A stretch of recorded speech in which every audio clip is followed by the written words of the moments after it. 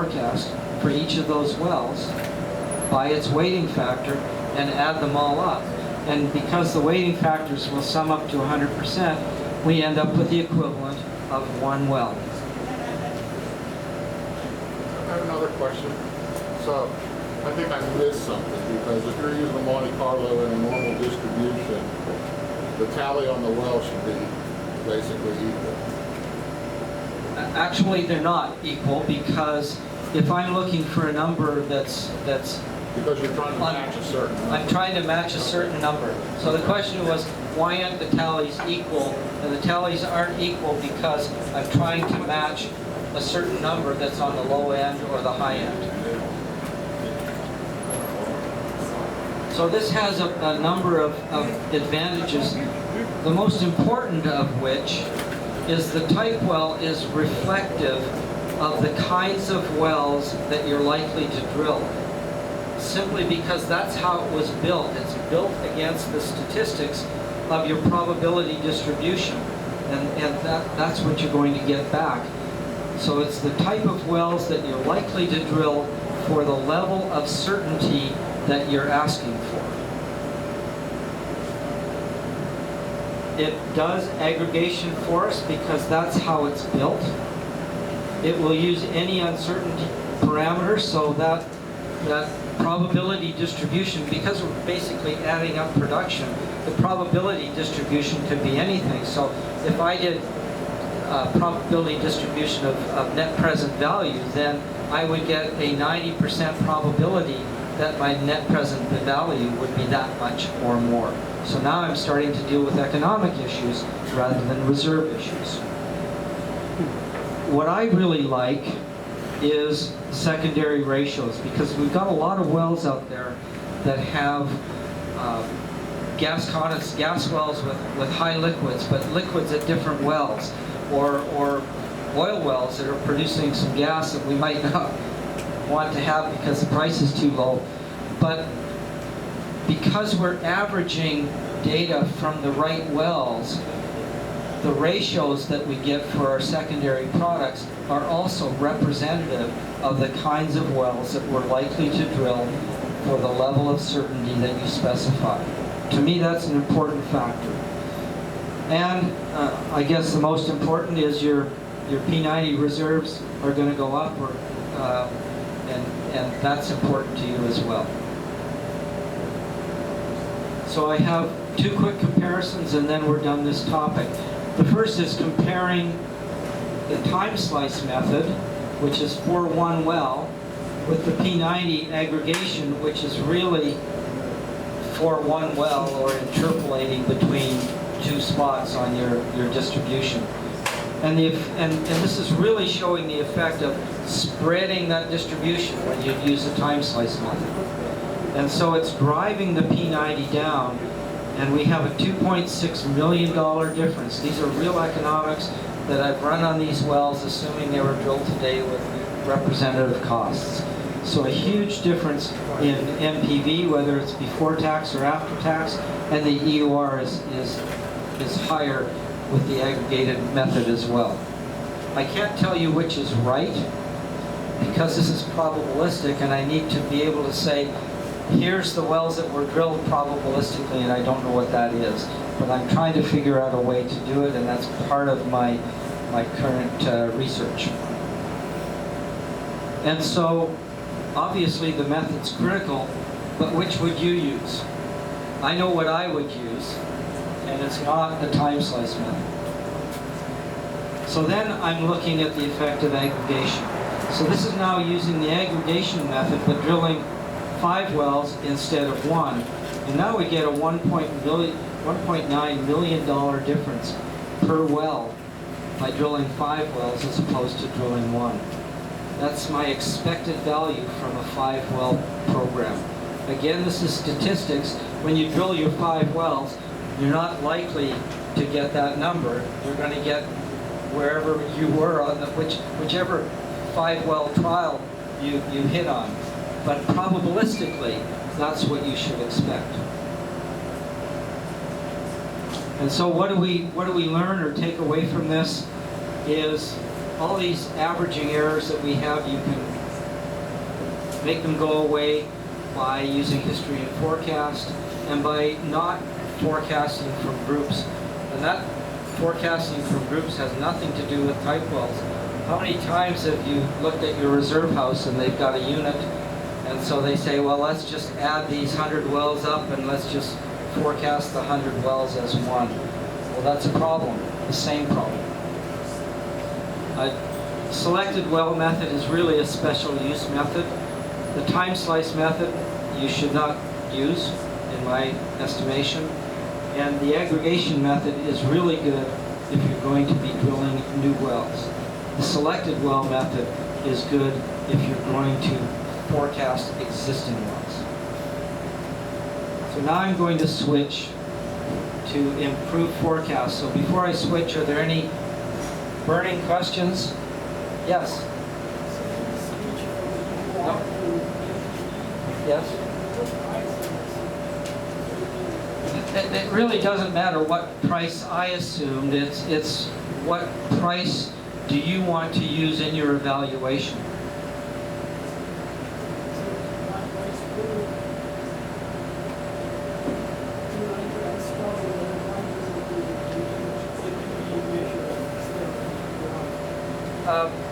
Because I'm not convinced that NPV and EUR are always in sync with one another. You may be drilling wells at different depths, maybe wells with different pressures. Most of the time they're somewhat linked, but maybe it's not NPV. Maybe you're looking at some other economic parameter. It's whatever parameter is important to you it says you can use this method to look at probability for that. So if you're running economics and your manager said, well, what's the P90 economics? I don't care about the EUR. I want to know the P90 on my NPV. Well, you have a way to do that. Or maybe he doesn't care about NPV. Maybe he wants to know about some other parameter, profit to investment ratio or something else. You can develop those probabilities using this method. We can talk more after. I have another question. Yes. So again, I'm trying to learn. So basically, from what I've seen so far, the underlying assumption is the geology is homogeneous. There's no impact. You're assuming or if it's heterogeneous, it kind of shows up in the production curve itself. Right. Okay. It's saying if you drill two wells side by side, they're going to be different. And it may be due to geology, it may be due to completions, it may be due to how many fracs actually get away. Okay. That kind of led me to my next question is, the reservoir can produce at a certain rate if it's left alone. Okay? In a normal production of a well, man steps in and makes those curves go up and down like this because of what they're doing, right? For whatever reasons, maintenance, whatever. Okay. And so normally is there no attempt to account for those interventions, okay? And basically edit some data or correct or weight the data points themselves. Okay? One of the papers that I publish suggests some ways to edit and adjust for things like proppant volume, well length, number of fractures, pressure. But oftentimes we don't know the answers to that. So we've done a cluster frac. In other words, we've got 5 frac stages, and every stage has 4 perforation intervals. And we have no idea how many fractures we have. And if we have fewer fractures, that means each fracture took a higher volume because there's fewer of them. And so most of the time we don't have the answers to that. But if we did have the answers, and the paper I'm referring to says that maybe you can do some scaling to find out what those answers are, or maybe use RTA, then you can take all of your wells that you're going to build your type wells for and adjust them to be exactly the same as what you're planning to drill. And one last question. When you're fitting things, you're going a least squares fit or an L1? Or L1 type?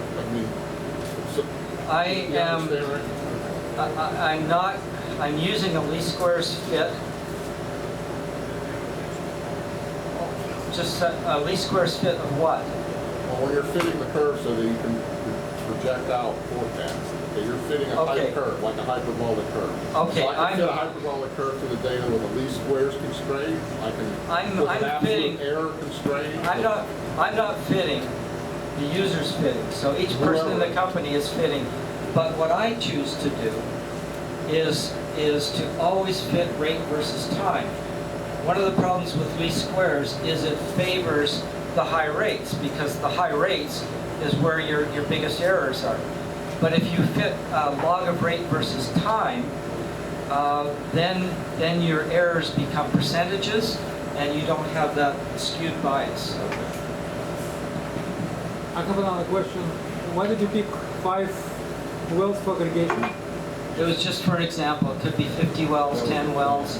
No, but then when- if you have no stationary statistics, then results will be very much dependent on the number of wells for aggregation. Absolutely. And so if you're going to go drill a 50 well program, you should not be using a type well that was built with 5 wells. No, but the whole concept is along the lines of the previous question that if you have heterogeneous geology, then it's very pessimistic. So whatever you do with this limited number of wells, then all these forecasts will be nothing to do with the real production because you have heterogeneous statistics. You are making the assumption that you can predict what those heterogeneities are. And I'm making the assumption that we can't. No, but I'm making something this is similar to Wall Street, that you can't predict anything without knowing geology. So the question is, how can we predict if we don't know what the geology is? And Account for it. in a very real sense, we're predicting using trendology. If you were predicting and you wanted to build in all of the things that you're talking about, what you know about the reservoir, then you're going to be using reservoir simulation to predict every one of your wells. And there's nothing wrong with that, except if you have 1,000 of them, it will take you a long time to predict, and by the time you finish, your predictions will be outdated. Well, So, okay, no, well, okay, well, let me ask you a question. So forget about that for a minute, because I don't necessarily agree that's true. It can be done fast. But have you done it? And when you've done it, if you've done it, how much difference have you seen difference, between doing it more deterministically, basically what we're talking about, versus doing it purely statistically? Deterministically determined by the geology or the well logs or whatever. I have not done it deterministically Okay, using geology. that's cool. Have you done it deterministically using anything? I have done a large study on the Barnett where I did deterministic forecasts with hindcasting using 1 year, 2 years, 3 years, 4 years of data, and comparing it with 11 to 14 years of data and looking at the statistics overall of that, and have looked at that comparison. What I found was the difference between P50 and P90 could be as much as a factor of 0.3, which no one in this room or no one that does reserves would believe that number, but those were the numbers that came out of that. And that's a published paper that if you email me, I'll send it to you. Okay, thanks, Randy. Good deal. So, good thing we were talking about physics, because that's what this next program is about. Something about how do we build some physics into our decline analysis. If you're an RTA guy or a reservoir simulation guy, you'll say that decline analysis has no physics in it. It's just trendology. So the question is there a way that we can build, to the extent possible with decline analysis, the physics? And so what we're doing here is we're using rate versus material balance time, which is a diagnostic plot, to identify flow regimes and provide early detection for the end of linear flow. I'm going to repeat this a few times. Why do we use this? Because we have an analytical solution for rate time that says if we're producing at constant pressure in a horizontal fractured well, we will get a half slope, which they call linear, on a log rate, log time scale. We'll get a half slope, but we never produce a constant pressure. And so there is another solution that was published that shows how you need to adjust the equations, the analytical equations, to account for varying rate and varying pressure, which is what we always have. And that works out to something we call material balance time. And I will show you another plot on that, but we actually have analog solution or analytical solutions that says this is how the well should perform. And so we need to make sure, if we're going to try and honor the physics of the problem, we need to honor those analytical relationships that we see. We also have, once we move out of linear flow, I'll come back later, we end up with a second flow period, which is boundary dominated, which is basically draining from a closed system. And we know that that follows ARP's equations and ARP's rules, which is exponential, harmonic, hyperbolic declines. So what we're trying to do, and our intention, is to integrate the physics of our material balance time plot into a rate time plot so that we can tie those things together. You can calculate material balance time from time and production, but you can't go in the reverse and calculate time from material balance time. So that's the issue that we're dealing with. And it's a real simple process, 4 logical but separate steps. So we're solving for things one step at a time. We're solving parameters for what I call a modified hyperbolic equation, which is a super hyperbolic, a high B-value hyperbolic equation that transcends into a low B-value or exponential ARPS equation. So a little bit about linear flow. We are expecting on a log-log plot, I'm not showing you the scale, but this is a log-log plot.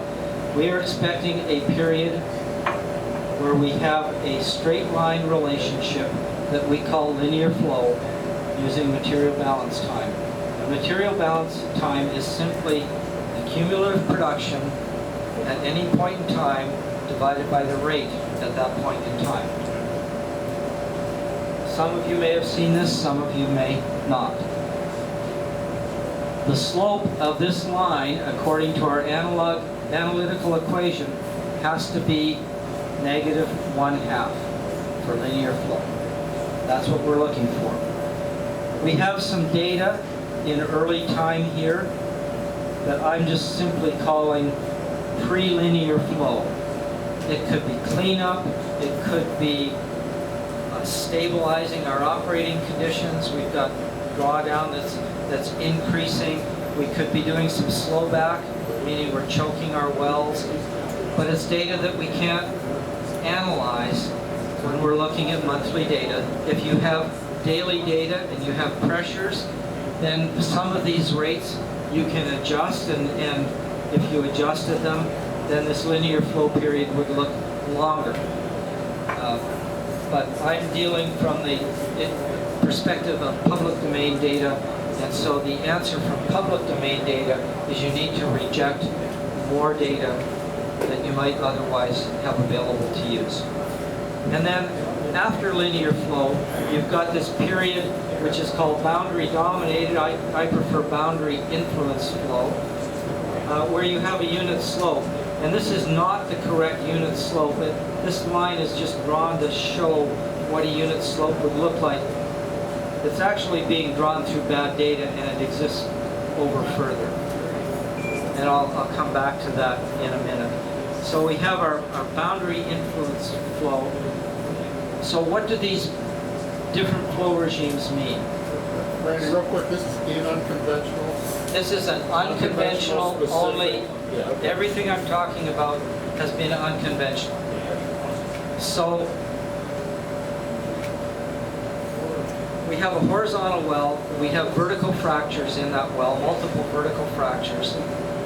And except for pressure drop within the wellbore itself, each fracture is initially acting by itself, as though it's not communicating. It's like an infinite acting reservoir. And what happens is as you start producing, the reservoir pressure starts falling as you move out further and further and further. But it's also happening from the frac beside it. When the pressures that are moving out from the well start talking to each other, at the point that the pressure from one fracture is falling and meeting the falling pressure from another fracture, we're actually creating a no-flow boundary. At that point, flow has to move away. Now that boundary is going to wobble around a bit, but it acts like a no-flow boundary. And then what happens is the pressure starts to drop. And so before you hit that no-flow boundary, it's infinite acting and you're in linear flow. Once the fractures start communicating with one another, you now have a closed system and you move to this boundary influenced where you can use Arp's equation, which is intended for closed systems. But it's not as simple as that, because some fractures are going to talk to each other, communicate sooner or later than other fractures.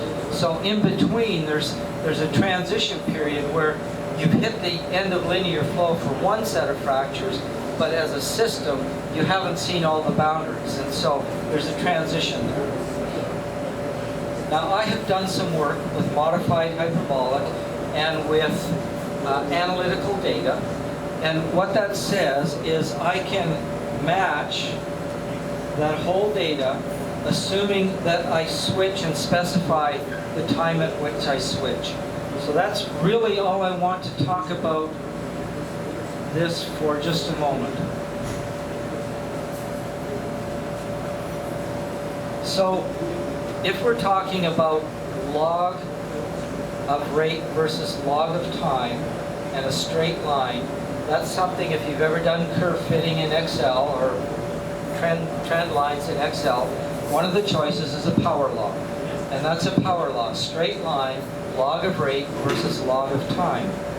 And there's the equation for that. What you should note is that the slope of that equation is the inverse of the Arp's hyperbolic B exponent. So, and because we know we have a half slope here, that means we're looking at a B value of 2. And we now only have one value that we can change to match the data. Here's the Arp's equation. And what we find is that this term here, B times the decline factor times time, is very, very much larger than 1. And so we can drop 1. So if we want to approximate a linear flow power law equation with Arp's, all we have to do is make one equal to the other. And why would we want to do that? The answer is we have the B value and the coefficient. We have 2 unknowns in one equation, and in the other equation we have 3 unknowns. We have to get rid of one of the unknowns.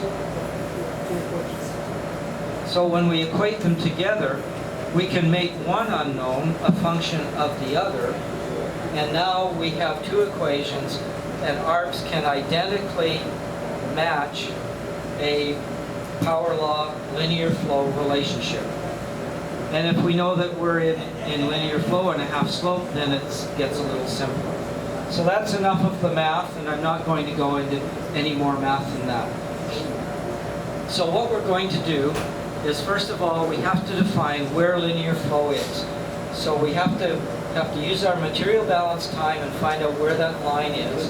And knowing where that line is, we can identify the start of linear flow. That's all we can tell.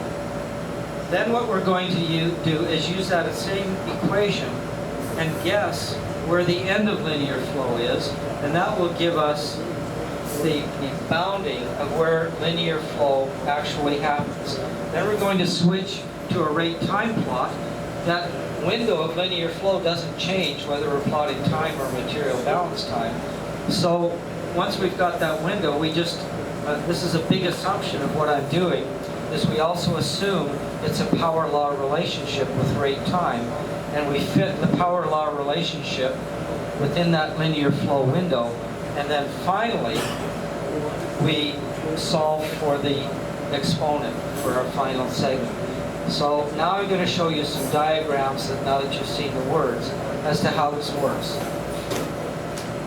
So here's our data, and we don't know where this line should be. We need to change that line so that it lines up with my data. Nice animation, huh? So now we've got the alignment with the data here. And if we look at where this prelinear flow deviates from the straight line, we now have the start of linear flow. So we move to the next step to try and figure out where the end of linear flow happens.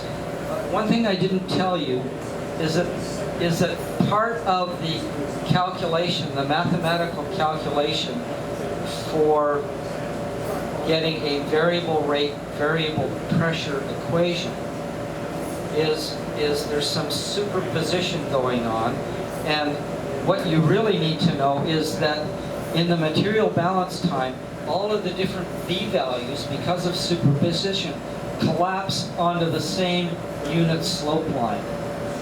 And so if we look at this equation, or look at this data, we don't know where linear flow is.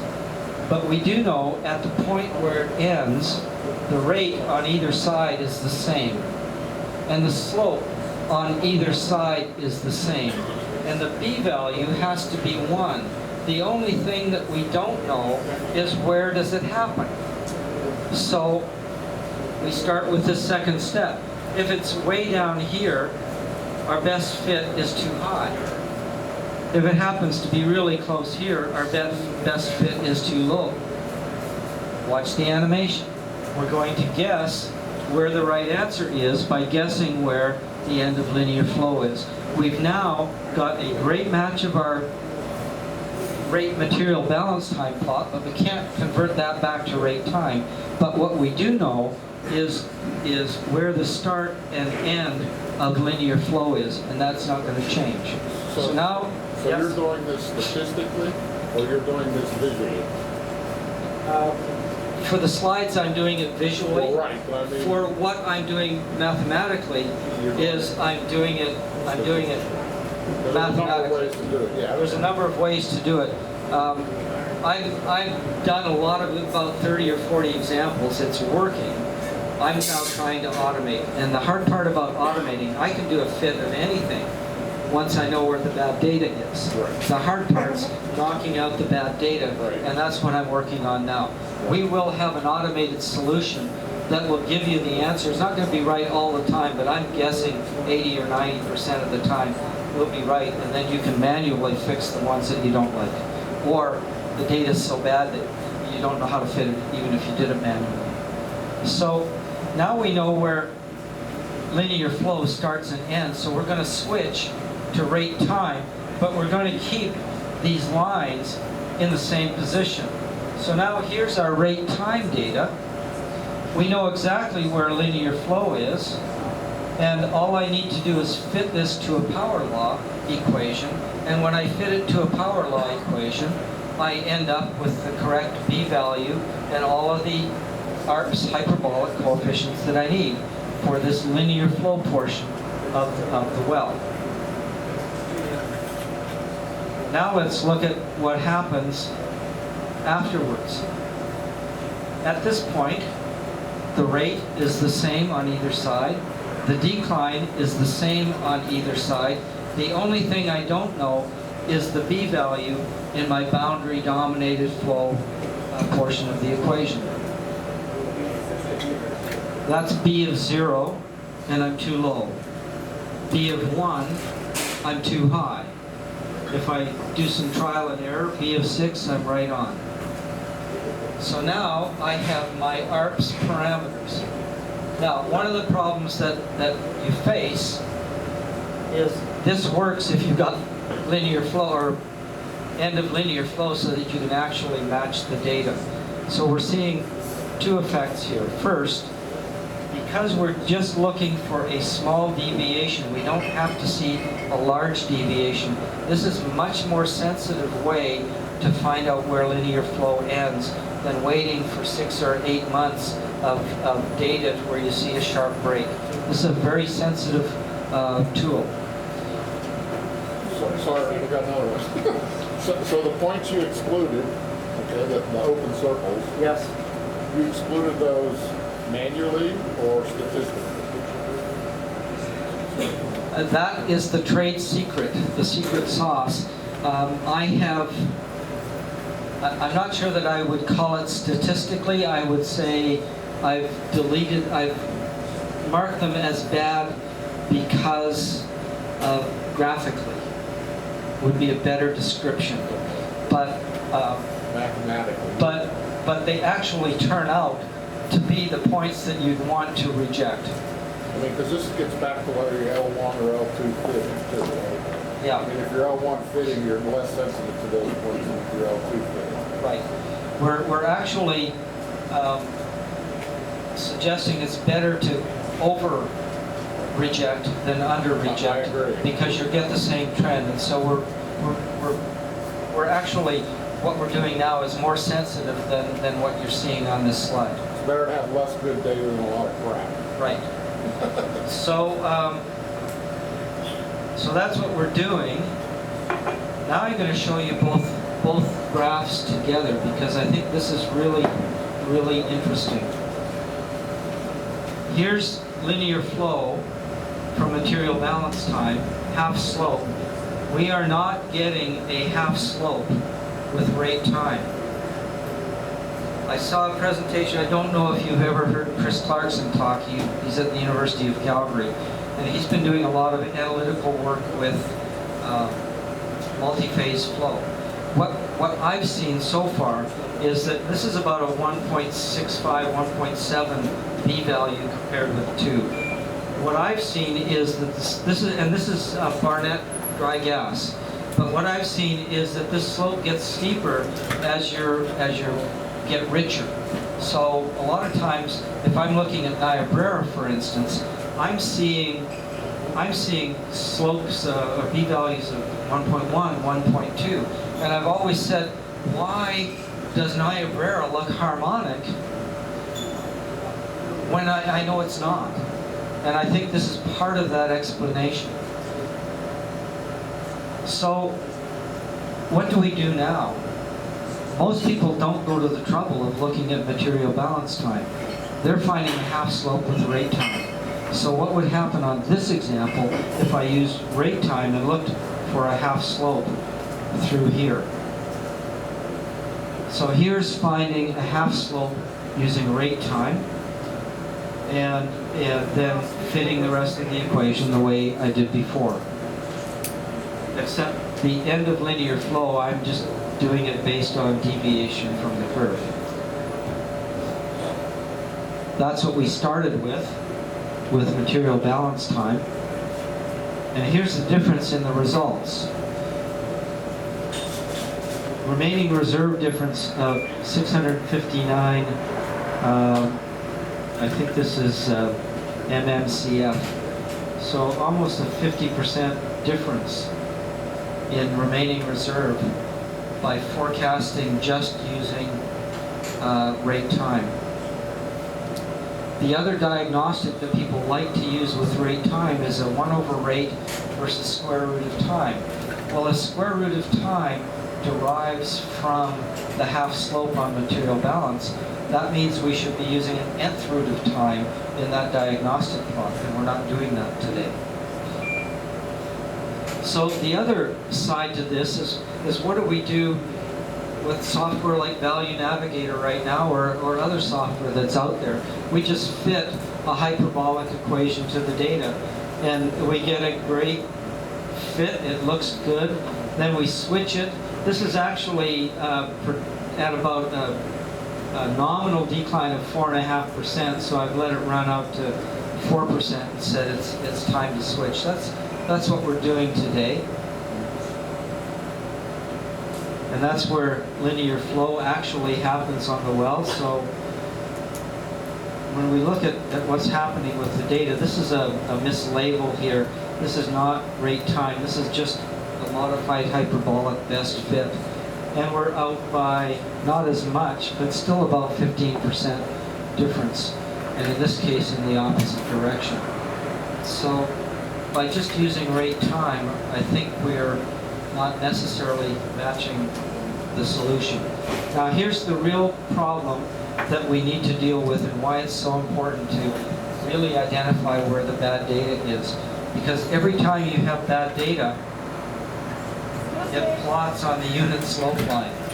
And so it's giving you false readings for where boundary dominated flow is, where you need to fit. And so you need a way to knock out bad data that really is bad data, that's going to be false readings. I don't care if I knock out this bad data. I just need to see enough data to show that I'm deviating from the straight line, and I'll get a good fit. So what happens if you don't, oh, sorry, I'll just carry this. This is a b-value of 0.05, and that's a b-value of 0.6. This is a Bakken well, and I don't know what the right answer is. What I don't understand is why I've got 14 or 15 months of data down here.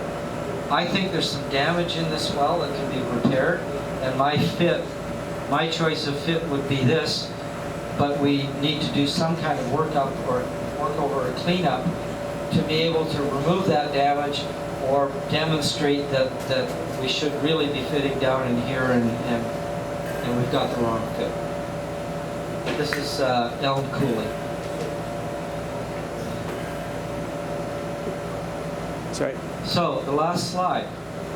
We've shown a way to try and tie the physics into decline analysis so that our decline analysis is at least modeling what we expect it should model. We've found in the work we've done so far that it's a very sensitive or early detection way to find the end of linear flow. And in fact, end of linear flow, it actually happens long before you ever see it in the data or production at the well. The slope with rate time is usually less than the half slope that we're thinking of with just rate time, which means we might have an incorrect selection of where we're doing our forecasts and getting our data from. And that's really all I have to say.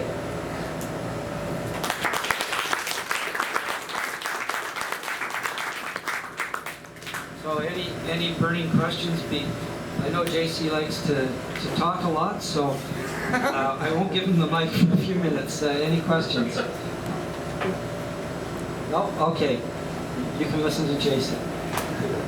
I think you talked more than I did tonight. Anyway, I think it was a great talk. There are a few people who did leave, but I think they were a little bit confused by your level of mathematics. Okay, that's just the way it is.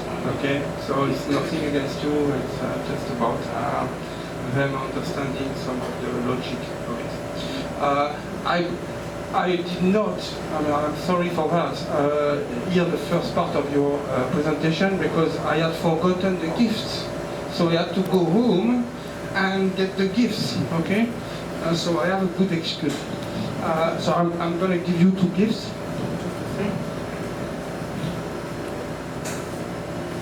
So usually the speakers get gifts, which is a great idea, but the wise get forgotten.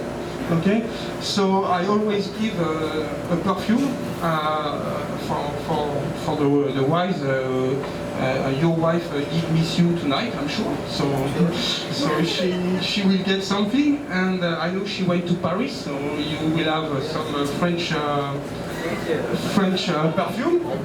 And since you didn't go to Paris, last time I brought you some book about the Louvre. So it's a very good book.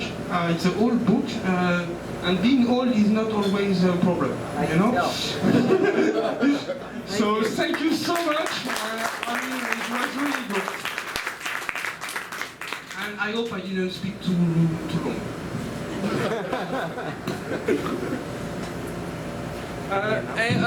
Just very quickly, we are a very small team.